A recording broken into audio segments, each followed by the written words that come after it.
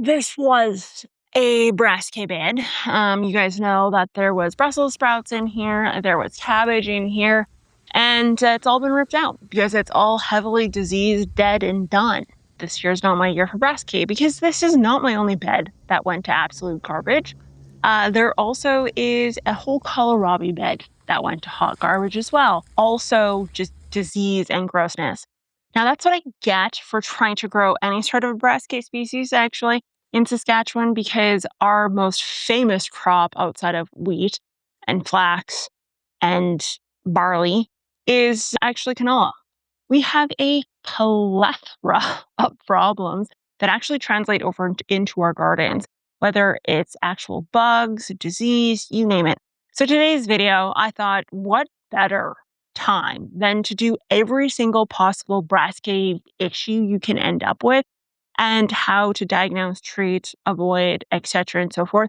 So you don't end up with me 3-4 beds empty because everything was destroyed by disease because of farmers. I'm not blaming it on farmers. I'm just kidding. My family's farmers. I'm a farmer. I work in farming. I'm just making fun of myself at this point. I should probably stop. Actually, Geek Crew, a subscriber, was at Egg in Motion and he recognized me. Hi, hello, if you're watching, I never caught your name, but also a farmer. So he's probably not even happy I said this just now. He's probably like, she's talking directly to me. And he actually told me the reason he follows me is because I'm smart. I told him that was a grave mistake. So let's get number one issue out of the way, and that is clubroot. Clubroot is something that is taking over the prairie provinces and is majorly detrimental to Brassica species in general.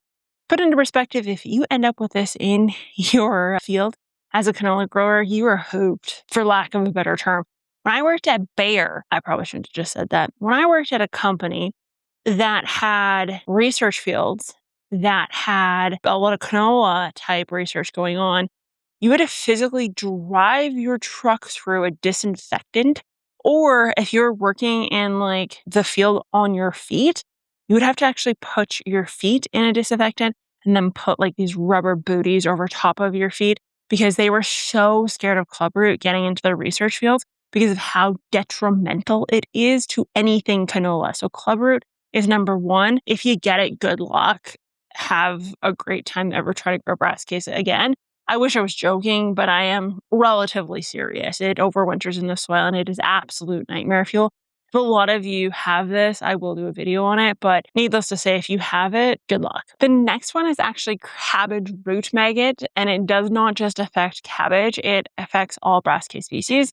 And the only solution to it is floating row cover. Now, my cabbage had this year, right off the hop, because I actually had it in this bed here. And I did have the floating row cover on it. However, I removed the floating row cover for a video, and then I kind of had it off there for like a small period of time because I had a massive endo flare that hurt bad.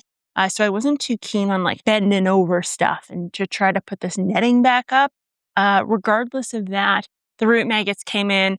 And the thing is once you see them, it's already too late. And your only real solution is actually to remove the infected plant and then actually a substantial portion of the soil around that plant in hopes of getting them gone. So they actually only live at the interface between the soil surface and the plant. And they didn't touch 2 of my cabbages, so that's good. For the rest of them, it absolutely decimated them. And your only solution, again, row cover right off the hop at the beginning of the season, because the larvae is a result of the mamas laying eggs on your newly freshly transplanted cabbage. So to avoid that, you got to cover right off the bat. The next one is actually black rot. Now this is caused by a bacterium, and the reality here is that there is no real solution to it. You reaching for a fungicide is going to do absolutely nothing. You need a bacterial side at most, and even then, a lot of those are not going to work. Your only real solution is, if you see it, to immediately remove that contaminated material and throw it in the garbage. Do not compost it, do not nothing. And then after that, for at least the next 2 to 3 years, put no brassica species in any capacity. Kohlrabi, Brussels sprouts, broccoli, cauliflower, cabbage, you name it. None of that can go in that garden bed space. If you're a tiller, then you actually don't want to till that area and mix that in with the rest of your garden, because that black rot will just proliferate for years to come. So you do have to isolate and really focus on crop rotation to try to kill off that bacterium by removing its host for several years in a row. Next one is actually downy mildew. Now, downy mildew, I shockingly did not have an issue with in my Brassica species this year, which again, I find shocking because I did have this issue in my dahlias and I had the exact conditions in which they need to thrive and survive in. And that is wet, cool temps. So we've had an immense amount of rain.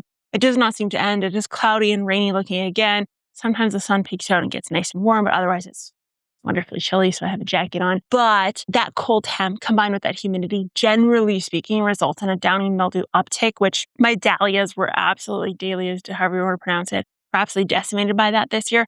These guys did not get it, but they can. I personally find it's really hard to treat. If you're going to treat it as technically a fungi, so you could use a fungicide of some sort. So like the Dr. Doom, this is the fungicide concentrate that is copper. And copper is good at being a fungicide in general. So you could use this, but I find it very difficult to contain. Once you got it, good news is you can compost that material because downy mildew does not survive a Canadian winter at all in any capacity. It actually travels on the winds up on the winds from southern US, and notoriously basil gets it. This year my basil has not gotten it, but I also don't have a lot of basil, so there's that. Next up is actually a physiological disorder, and it is called hollow stem. So hollow stem is what I think I might be suffering from because I actually don't know what's going on with my brassica. It's not clubroot. It could be this other one that I'll mention, but I don't know.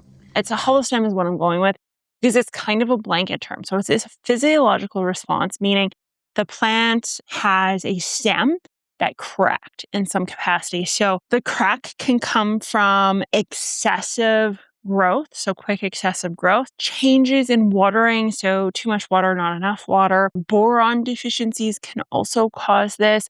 Too much nitrogen can cause this, but in my case, mechanical damage can cause this. So we had a number of tornado kind of warnings, watches run through the area, and it came with a lot of wind. And a lot of that wind did a lot of damage to a lot of different stuff, whether it's trees. Actually, there was a tree 3 doors down. The whole top of it was like across the entire street when I woke up in the morning. It's caused a number of different mechanical damages to my squash, and my Brussels sprouts were relatively tall when this hit.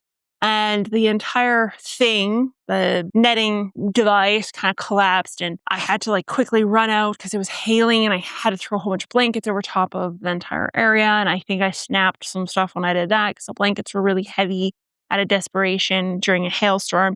So anyways, I do think that probably is the cause for my hollow stem. Now, what happens and what kind of makes it hollow stem is that after that cracking occurs, bacteria or fungi actually moves into the plant. And because these plants are so susceptible to different types of disease due to the just enormous amount of host plants that are in and around our area, you end up with problems. And in this case, it's just a generic hollow stem, which can reference literally any sort of bacterium, any sort of fungi, stuff that normally wouldn't hurt or harm a Brassica species, causing damage solely because you have an open wound or several open wounds on that plant. So that's kind of a blanket term. Is there a fix for it? Probably not. You could use a fungicide if you wanted to, but when it's inside of the stem, that's really hard to treat because technically fungicide has to touch the problem, and it's hard to touch a problem when it's internal. So the next one I actually worked with when I was doing kind of pesticide research, and that is specifically Sclerotinia. So Sclerotinia is, again, something that's really notorious in canola fields and sunflowers, actually. Here's a great example. Have you ever had a bag of sunflowers? You ate the sunflower, you chewed on it, and it was just nasty. And it was like this black kind of clump, and it just tasted really gross. And you're immediately get rid of it. You just chewed on Sclerotinia. So, fun fact. And it is a disease that can take out Brassica species. Now, I found shrooms in my garden, and the soil, obviously, that I have in here is from the countryside of Saskatchewan. And these kind of shrooms, if you will, are typically, I have tryptophobia, which is the tiny little holes causing your brain to explode. And this is I just want to, yeah, it. Anyways, I found a few clusters of this. I'm not going to put it on the screen because I actually genuinely can sympathize with someone who has the same issue as I do. Because I can hardly look at this because it's so disgusting to me.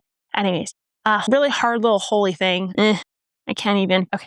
Anyway, so that transports disease onto the plant, which causes those ugly sunflowers. It can cause lesions. It can cause kind of like this white mold, which is actually something that I did note on one of my Brassica species. It was the Brussels sprout that I saw it on. And I thought to myself, man, that looks like Sclerotinia. But it is soil borne and it likes humid, wet spaces. When I used to do trials on this, we would put canola in the center and then we would put like several rows of corn around it as a perimeter to try to keep the moisture in as much as possible. And then we would actually go with infected sunflower seeds and we would spread that kind of like all over the soil to help to make this infection. And then try obviously different fungicides in hopes of interfering with that Sclerotinia body, if you will. So I had to pick that stuff out of the soil a lot. Those little holy hard mushroom thingies. But yeah, I think very likely in the one Brussels sprout that was the case. You guys have to let me know in the comments down below if you've had any issues with your Brassica species this year. If you are in Saskatchewan and you are near canola fields, you in particular probably have had a lot of issues over the years. Please let me know in the comments down below, and I will talk to you guys next time. Bye!